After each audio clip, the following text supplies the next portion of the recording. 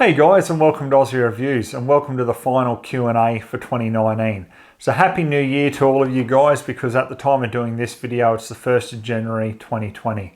So that brings me to my first question, guys, which is, what are my thoughts on firearm ownership here in Australia as we enter 2020? Now, as we all know, owning firearms here in Australia is very heavily restrictive compared to a lot of other countries around the world. Now, in 1996, the Prime Minister then, John Howard, said there's no other way. He apologised, said he's sorry, there's no other way, and he just wanted to get the semi-automatics off the streets. And, even though licensed firearm owners weren't carrying their semi-autos around in the streets, they still wanted those semi-automatics off the streets. So what was done? The semi-automatics were handed in, and then it was basically going to be, yep, that's it. We've got these new gun laws in. There's nothing more. We've got the semi-autos. We're happy. But antis are not happy. They never are. And proof in the pudding has been what has happened since 1996, and that is continual restrictions placed upon us. Anyone who thinks that there aren't continual restrictions, don't care about what I say, don't care about what the antis say or anyone else. Just have a look at the facts. Have a look at the different updates to the various firearms legislation around Australia and see what has been brought in as each year goes by. We've had magazine restrictions placed upon us, and not just for pistols, also with rifles. We've had calibre restrictions placed upon us, both for pistols and rifles. There's been cosmetic appearance restrictions, which is one of the worst, policies or laws that have ever been brought in, because in my view, it has nothing to do with public safety. All it is the pure hatred of firearms based on the cosmetic appearance of them only. I can't understand or even fathom why, if you have a bolt-action rifle, for example, it gets subjected to cosmetic appearance laws and treated as if it was a semi-automatic, just purely based on the way it looks. It's absolutely crazy in my view, as I say. And, these are the problems that we are faced with now as licensed shooters. Now, if any of you are old enough, you'd remember back in 96 when John Howard said, I'm sorry, there's no other way. We need to get the semi-automatics handed in. And a lot of people obviously did that. Everyone thought it would be a day, but, it wasn't a day. That wasn't called as a day. We had to put up with those continual restrictions. So this leads us now into 2020. There have been enough confiscations, and I say that because, when you have to hand something in and you don't have any choice, as far as I'm concerned, it is a confiscation. It's gun banning. So there have been enough gun bans done in the last 20 odd years, surely to wake up enough shooters here in Australia to what's going on. Now, in my view, what is going on is quite simple. The antis use catchphrases like common sense gun laws, gun safety, all that sort of thing, so that the average person on the street who knows nothing about firearms feels good inside. They think, oh, something's being done about firearms. In reality, no, nothing's being done, because the laws only affect the law-abiding. They don't affect the criminals. The criminals do not care what gun laws that you bring in. They just don't care. So how does it make any difference? In my view, it doesn't. And there's been numerous countries around the world where they have had various studies that prove things like registration, gun bans do not work to lower the actual crime rate with firearms. So, I could go on forever about that, but where I'm going with this, guys, is as time progresses on, especially here in Australia, we will be subjected to more gun bans. That's just the way it is. Why? Because the antis are given free rein here. They join forces with the media. Only their side of the story, the majority of the time, gets projected across, and that is what the average person in the public listen to and think, okay, I'll make my decision based on that. So how do you fight that? You've really got two options. You either stand and fight, or two, you just simply hand in your firearms, move to another country. So for me personally, I don't want to have to move to another country, yet I want to be able to enjoy using firearms here on the farm to control feral pests. I want to be able to use firearms to go and be able to shoot various game and provide food for myself and my family. That's what I enjoy doing, and I don't see why anyone should threaten to take that away from me or any of the other million licensed firearm owners here in Australia. So what do you have to do to ensure that you've still got, I guess, that right to go out and do that as time goes by, as we move into the future? Well, I've said it numerous times, guys, you must meet with your local members of parliament, both state and federal, and let them know what your feelings are and how passionate you are about keeping your firearms and not accepting any more restrictions. It's pretty straightforward. If they support any more restrictions, then you will not support them with a vote. It's as simple as that. That's all it comes down to. Also, too, make sure you take people to the range. Or if you're going out hunting, why don't you take someone out hunting and show them how you can ethically take a game animal and also butcher it, prepare it, and then cook it up.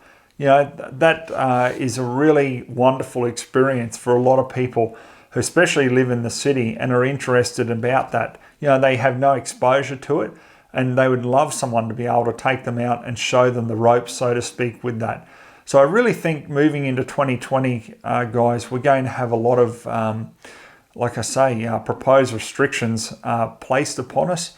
And it's our job as a firearms community to stand up as one and fight against it, I should say. So, we've got to be able to do something, and we need to be able to vote as one, and also take those other proactive steps to ensure that our children and our grandchildren can enjoy the safe and responsible pastime which, legal firearm ownership is. So that's my thoughts on that one, guys. So have a think about it and comment below with what your thoughts are. Now, the next question I got here is from Gavin, and he says, Merry Christmas to you and your family, Ozzie. I've just purchased myself a Chiappa little Badger in 22 mag. My plan is to keep it in a backpack when hunting on foot as a secondary rifle. I placed a loophole 2x7 on it, but it's too long and makes the rifle a little difficult to pack away. Do you have any suggestions on what I could use? I will be targeting small game for food, and I'd like to stretch out to the range of about 100 meters. Well, mate, I honestly, to me, it's just straight away like hitting me straight in the face. Ding, ding, ding. Like, why wouldn't you use a red dot? A red dot on it would be nice and compact. You wouldn't have any dramas with it, being able to store, in your backpack, because you do say here, it's a secondary rifle. The loophole that you put on it, the 2-7, I'm assuming it's the 2-7 by 33. So, that's like 28 centimeters of 11 inches in total length. Have a look. I mean, you can go for like the VX Freedom, the 1.5 to 4 by 20, and that's 9.35 inches or just under 24 centimeters. So that's going to save you a little bit of room there. Honestly, mate, when you're shooting only out to 100, a red dot is perfect. Also, if you're going to use a scope, like 4 power is more than enough, to be able to shoot game. You can head shoot your rabbits, for example, foxes. I don't know what else, you're going to be targeting. But, out to that 100-meter distance with a 22 Magnum, you're easily going to be able to do that with a maximum magnification of 4 power. So consider that as well. Next question I got here is from John, and he says, G'day Ozzie, wishing you and your family a Merry Christmas, mate, and hoping for a great 2020. My question to you is, what is your preference, MOA or MRAD, and why? Are you able to elaborate on the major differences between the two? Or is this something for your educational series of videos? Cheers, mate, John. Perhaps it is, John. Maybe I could do a video on it, but look, there's some guys out there who are, far more into their long-range shooting than I am, and they can go right into it, probably a lot better than I could, to be honest. For me, look, I like MOA. Just to give you the very basics on it, okay? MOA, or minute of angle, is obviously something that's extremely popular over in the States. A lot of the actual scopes from the States, you'll see the adjustments in MOA. So usually they're a quarter MOA adjustment. So if you've got 1 MOA at 100 yards, it's roughly about an inch, okay? So with a quarter MOA adjustment to move your reticle 1 inch at 100 yards, you need to basically have 4 clicks. Okay, so that will make up 1 MOA, therefore an inch at 100. Now if you're looking at mils or MRAD, okay, 1 MRAD is 10 centimeters at 100 meters. Okay, so it's more I guess used with people like here in Australia, or who are used to the metric system, may enjoy using that over MOA. Now, what you'll usually find is with most scopes that are MRAD, you'll find the adjustment is 1/10 of an MRAD, okay, so 0.1. So that 0.1 is 1 centimeter at 100 meters, it's 2 centimeters at 200 meters, 3 centimeters at 300 meters, and so forth. So it just depends what you're used to working in. I mean, I can work in both, and I've got scopes in both, MRAD and also MOA. But I guess MOA is something that I just enjoy using. So I don't know. I'd like the metric system for a few things, but I really like the old imperial system when it comes to shooting. So many people say to me like, Ozzie, you're supposed to be Australian. Why do you talk in yards, for shooting distances? Well, it's simple, and I've said it before, on a number of videos and also commenting online. Like, when I first started off as a kid at the range, like the distances there, when the range was made, it was all imperial. So it's 100 yards, 200 yards. And on top of that too, when I was buying factory ammo for the various rifles I was using, it's all American. So, on the back, like the ballistics, it's all in imperial. So for me, I just found it a lot easier to do. So I guess that sort of transitioned more into using that MOA over MRAD or mils. So as I say, I can use both naturally, but yeah, I just like the imperial system because the majority of the stuff, comes from the States. So everything is already in that. So, if someone starts talking like ballistics with me, like foot-pounds of energy, I'll understand that completely. People start talking about joules, I'm like, no, because I'm just not used to working in it. I'm used to that imperial system because that is what I was raised with in regards to, shooting. Next question I got here is from Glenn. He says, hi Ozzie, do you think in terms of just accuracy gains, a chassis system like an MDT ESS is worth the extra expense? Or just using a good quality stock with a professional bedding job is as effective? I understand that a chassis will allow you to customize your shooting platform to get the optimum setup, but if all things are equal, will a chassis system increase the accuracy more than the bedding job? Thanks, Ozzie, and Merry Christmas to you and your family. Thanks, Glenn. I would ask you straight away, mate, how does your rifle shoot that you're looking at putting into that chassis? For me, I mean, look, if I'm shooting a target style rifle, and I imagine that's what you want to do by putting it into an MDT chassis. I don't know what caliber or anything you're using here, but for me, like if I can put 5 shots, from a varmint or target style rifle into 1/2 an inch at 100 yards, what more do you need? That is my personal preference. As to putting it into the chassis, I mean, you've answered your own question a little bit there. Yeah, it's great for all the extras, if you want to hang things off the Picatinny rails and so forth, you just like that system, you want to add a little bit more weight for that long range. Go ahead and do it. But is it better than a professional bedding job? Mate, I don't know. You'd obviously have to try both of them for that particular rifle and see. But, for me, the balance in whether the expense is worth it or not will be how is that rifle shooting, out of the box with whatever ammo that you're using. If you're reloading, are you shooting like, 0.3 of an inch at 100 for 5 shots or what? You could go to the extra expense if you want, but as I said, for me, mate, I've just got my own personal sort of benchmark for where I'd expect a rifle to shoot, and if it shoots within that, I'm sold, I'm really happy. Next question I got here is from Tyler, and he says, hey mate, what would your choice of a dangerous game caliber for use on buffalo be here in Australia? I do not reload rounds, nor do I plan on it, so I need a caliber that will be made with factory ammo. Cheers. P.S. Any Winchester reviews coming up, XPR or Model 70? So thanks for your question there, Tyler. Mate, straight away, if you're specifically going after buffalo and that's all you want to do in the rifle, I mean, I'd invest in something like a 338 Win Mag. You know, time tested, it's been around for many years, and it's taken, you know, so many large game species across the world. It's unbelievable. Or if you like, you know, for example, you want to get yourself like a lever action, get yourself a 4570. The 4570 has taken many a buffalo in its time as well.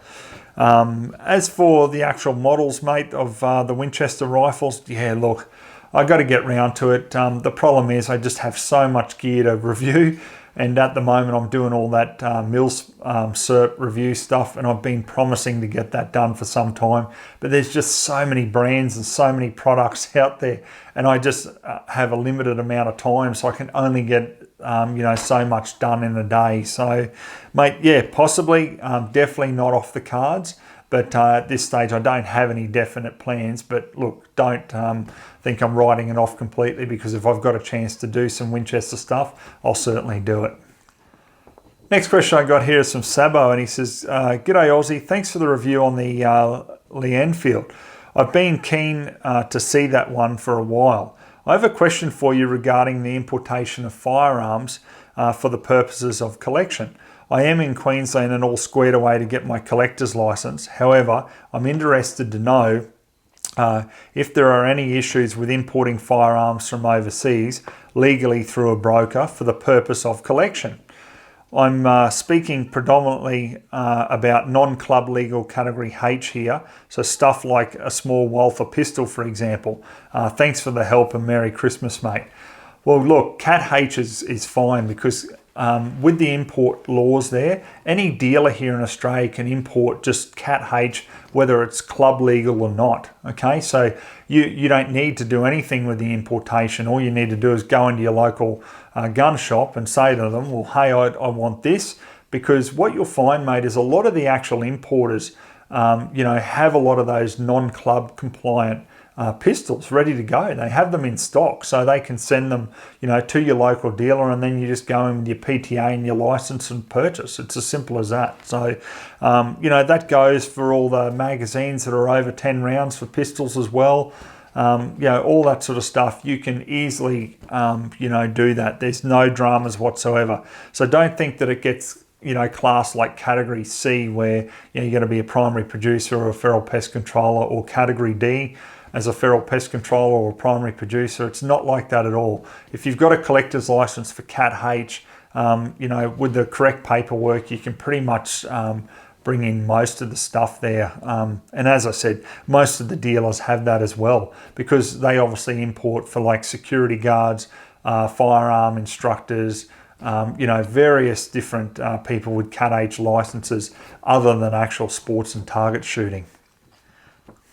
Next question I got here is from Peter, and he says, hey Ozzie, hope all is well. Was wondering if there are any other particular firearms, knives, gear, etc. coming out this year, or that you simply haven't reviewed yet that you are looking forward to reviewing.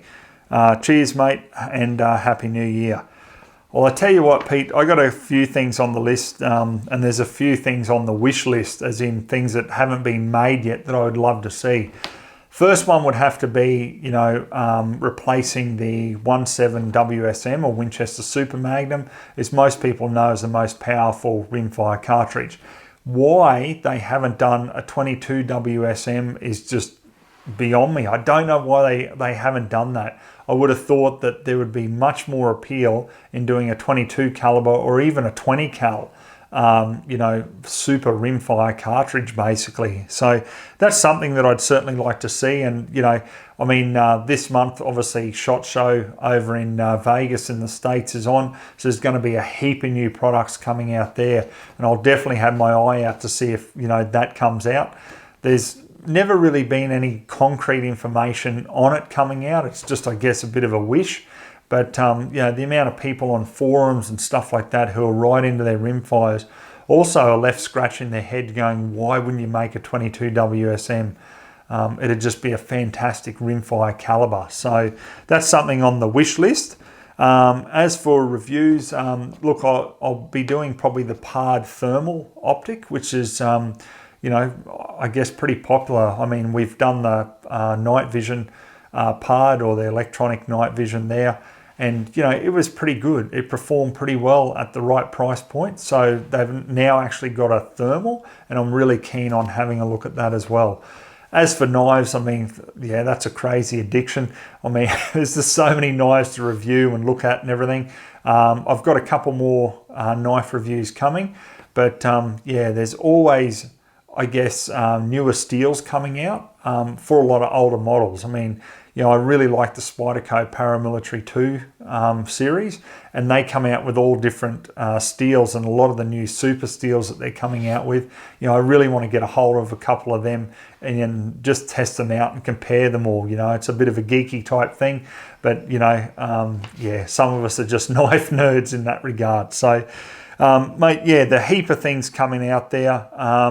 One thing I want to get, and I should be able to organise it, is I actually want to get the Franklin Armory 17 WSM rifle. Okay, now this is basically an AR-15. It's a proper piston system driven rifle, but in 17 WSM. So yeah, I would prefer a 22 WSM, like I said, but they haven't made that.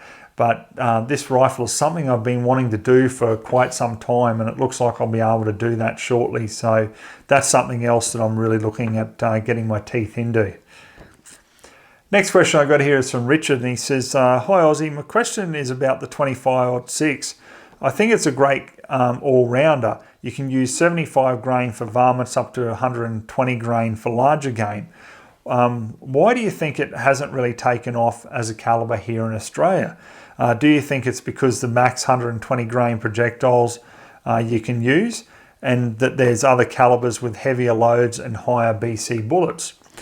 I find it a flat shooting caliber and easy to reload with enough punch for lots of Australian game. What's your thoughts, and will you ever do a review on this caliber?" Mate, I think the 25-06 is a really good caliber. Why I don't think that it's really taken off here in Australia is because it never really had a real strong following here, you know, for a start. I mean, the price of the ammo as well, I mean, when you compare it to like 243 and 308, it's definitely a lot more expensive. Also too, I don't think that there's enough manufacturers, you know, chambering rifles in 25-06, you know, compared to what they are in obviously 243, 270, 308. So that's why I think that it probably hasn't taken off, you know, as much as what it should. But I mean, you look at the ballistics on that caliber. I mean, the 25-06 is a hard hitter. For most people who don't, you know about it, it really is just a 30-06 neck down to 25 cal, and those projectiles are flying along at some decent speeds, and that's obviously, you know, why it shoots so flat. Just a really good cartridge in general. I do agree with you there, but I think for those other reasons, mate, that's why it hasn't really taken off. To answer your question though, yeah, look, if I get a chance to review one, I wouldn't mind doing so, because, you know, they really are a nice soft recoiling rifle, you know, compared to obviously like 270, 308, 30-06, 300 Win Mag. You know, it's a caliber that offers a lot of punch, but not a heap of recoil, like you say. So, mate, if I get a chance, I will definitely review one. Okay, guys, so that concludes the last Q&A for 2019. As I said, you know, 2020 should be a very interesting year for all of us as firearm owners, and I certainly look forward to bringing out more and interesting reviews for you. So, guys, what can I say? Have a great year, and we'll catch you on the next Q&A.